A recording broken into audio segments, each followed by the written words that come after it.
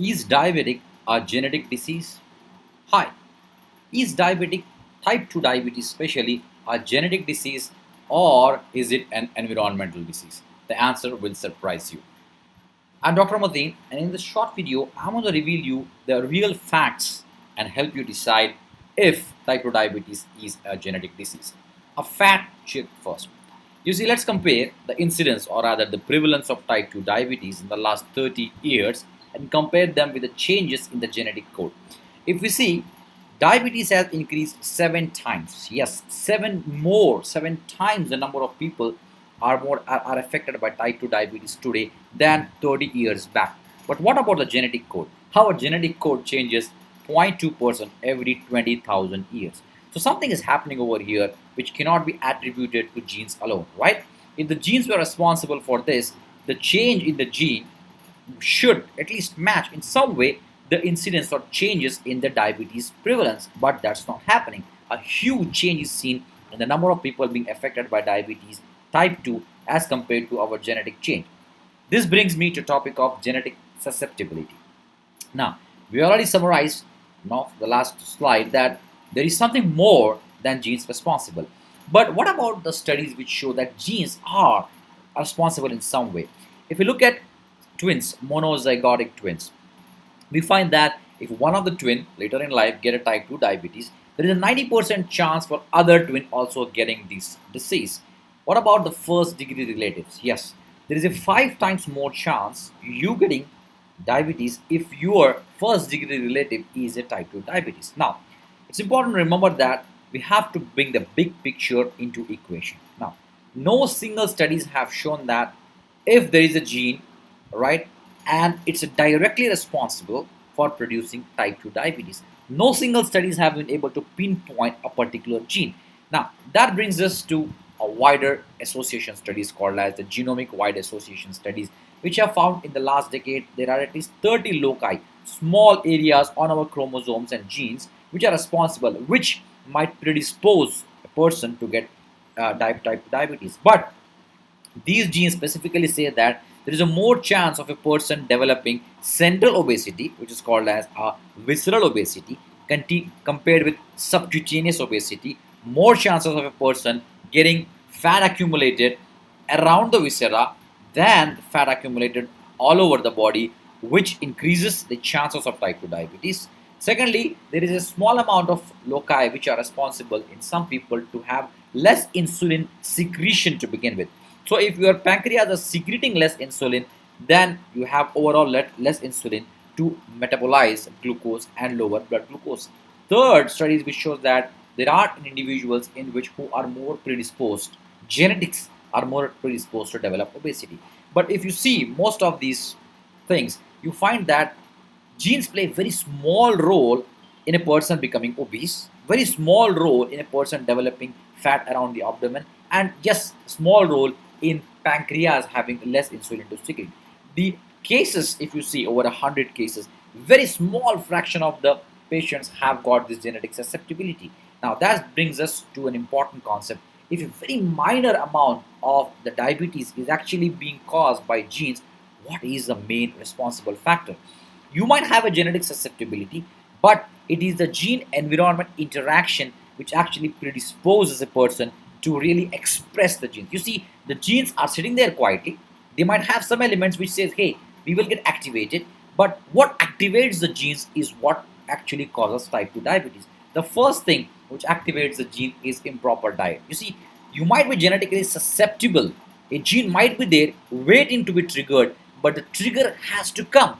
Food, wrong kinds of food is a big trigger for that. You see, excess amount of nutrients, diet high in fats, bad kind of fats, diet high in sugars, diets high in salt and oils, the bad kind of oils are the biggest factor which activates or triggers these genes. The second factor is inactivity, rather lack of activity. As you see, over the last century, we have reduced our walk time, movement time by 90%. Yes, 90% less. We are just walking and moving 10% as our ancestors, and this actually activates the genes which predisposes to insulin resistance because the muscle says we are not moving so much. Why do we need to get so much glucose in? we will resist insulin. We don't want this glucose because we are not utilizing this glucose. That brings to the number one, third factor, which is recovery. Recovery, especially sleep and relaxing your brain, activating the parasympathetic system goes a long way. You see, the genes which are disrupted due to lack of sleep also disrupt the genes, or other activate the genes which are responsible for insulin resistance and low insulin secretion. This is scientifically proven. Disruptors of sleep activate the genes. This has a gene interaction as well, which will activate those genes responsible for low insulin secretion and insulin resistance. The fourth factor is stress. Environmental stress, personal and professional stress, any inability of a person to handle this stress, especially emotional and social stress, can activate the genes and predispose us to develop type 2 diabetes. Now, this brings to the gene factor. This actually happens more in people who are genetically predisposed. The number of these is very small, but again, if you have got this older parents or grandparents who have been having, you know, diet which is not good for the health, not being so active, this becomes epigenetics. These genes now can be transferred to you across, and now you have these genes which, in the presence of the triggers, activate insulin resistance. You see, this is what's happening. So do not blame the genes alone. Genes are sitting there, right? They need the trigger of environment. Some people, especially if you have relatives or one generation back, people who have got epigenetics, or rather they have been predisposed because of their lifestyle choices, genes learn, and then they develop insulin resistance. But again, they do not by themselves produce insulin resistance in the next generation unless they are triggered by the environmental factors. Now, you might be predisposed to develop type 2 diabetes, but you are not predestined. Why? If you take care of your lifestyle factors, the predisposition goes away or remains in check. So the gene is sitting there, you add the factors. You might add have a bad diet, maybe once or twice, even more a week. You are consuming foods, or even regularly diet foods which are actually bad foods, which are processed foods, high in sugar, high in trans fatty acids. You activate the genes. You got a lifestyle which is very immobile. You are not moving around that much. You are just a lot more time is spent on the couch watching TV or even just reading books. You are activating the genes. You might have a stressful sleep. Your sleep is not at all on the right time. Your circadian rhythm is disrupted. You are not going to bed at 10, not getting up at 5. Your sleep is disrupted. You are having insomnia, lack of sleep, which is common in diabetics, again activates the genes. Or you might just be having not a happy life, not a peaceful life. Peace of mind, personally or professionally, is not there. Relationships are not good. Work life is not good. This stress actually activates the insulin resistance genes. And what do you get? You get type 2 diabetes. You see, genes load the gun, but environment pulls the trigger. Without the environmental factors, no gene can produce type 2 diabetes by itself. But if you change, you have got a genetic disposition, let us say, which is even less and less number of people. But even if you have the genetic predisposition, you add the good factors. You add a good diet. You add a good exercise plan. You have got a good sleep timing and pattern. You have got any healthy, happy relationships. What happens? You get diabetes freedom. So don't be predestined. You might be predisposed. Yes, there is a genetic element to this, but don't be predestined to develop type 2 diabetes. To summarize, don't blame your genes. You might have a twin who is a diabetic, which I find very less likely. You might have first degree relatives like brothers and cousins and even parents who might be having this. There is a good possibility, but again, it's not possible to get diabetes because of the gene environment interaction. Many times, family members get diabetes not because of the genes, but because they might have a small genetic factor, but the lifestyle is very much similar. People eat together, people hang out together, people live together, so they develop the bad habits, especially eating and movement wise. Now, don't make your predisposition as a predestination. Be extra careful if you have got a relative, if you have got parents who have diabetic, if you are over 40 developing some amount of fat around your abdomen. Be extra careful. Don't let this become your destiny. Be extra careful with your diet, extra careful with your exercise, extra careful with getting that peace of mind and a good quality of sleep.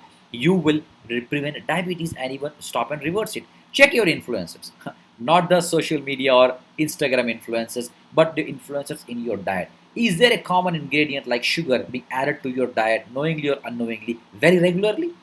Are you not so much mobile? Are you not exercising enough? Are you not moving around enough? Are you just sitting more times of the day? Are you not getting enough sleep, or you are just not happy? Even the last 1 week, you just check your happiness levels and you find that constantly you are worrying about things, not having peace of mind, not really able to have a relaxed sleep. You are influencing it, especially your genes, in a very bad way. Lastly, create an integrated plan. You see, the more integrated you have, for example, the 4 doctors plan, which I integrate in the 10-day diabetes reversal program, which is free of cost for you, which I give it to you at my website, is you integrate these 4. You integrate good dietary habits, not all, majority of them. You integrate good movement patterns, good sleep, and live happy, value-driven life. What happens is you are actually inactivating the genes. You're actually moving more towards preventing and reversing diabetes than blaming your genes for getting this. Now, in the description, I've got a link to this 10-day free diabetes freedom plan, which I call, which is an accelerator program, which I have got over 10 days. You will be getting a free 4-step program to actually take care of the environmental facts so that the genes stay away from creating the diabetes havoc. Now, if you like this video, subscribe to my video YouTube channel, give a thumbs up, share your comments in the description, in the comment section below, and don't forget to really download and activate and subscribe to my easy, which is a 10-day free program for you. And until then, be diabetes proof.